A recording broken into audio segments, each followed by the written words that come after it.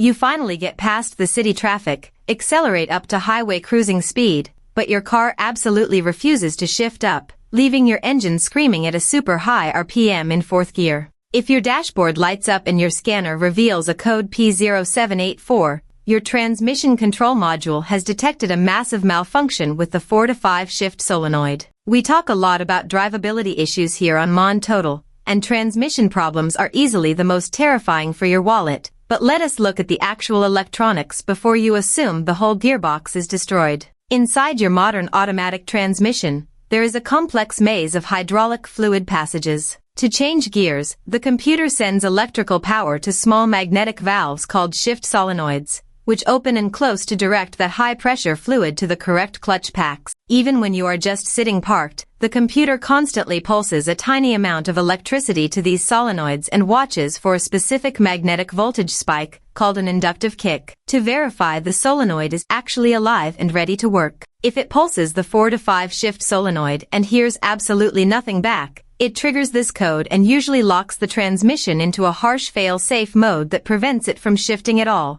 just to protect the internal gears from tearing each other apart. The first thing you need to do is get under the car and closely inspect the main wiring harness that plugs into the side of the transmission. Because this harness is exposed to the road, it is incredibly common for the wires to get pinched, rubbed raw against the metal transmission case, or packed full of corrosive road salt. If the external wires look great, you will need a digital volt-ohm meter to check the electrical resistance of the solenoid itself. Usually, this means dropping the transmission fluid pan, which is a very messy job, and probing the internal wiring harness. If the resistance is totally out of specification, or if the solenoid is shorted directly to the metal ground, you have found your bad part. Replacing that single burnt-out solenoid and filling it back up with fresh transmission fluid will usually get you right back to smooth highway cruising without needing a complete transmission rebuild.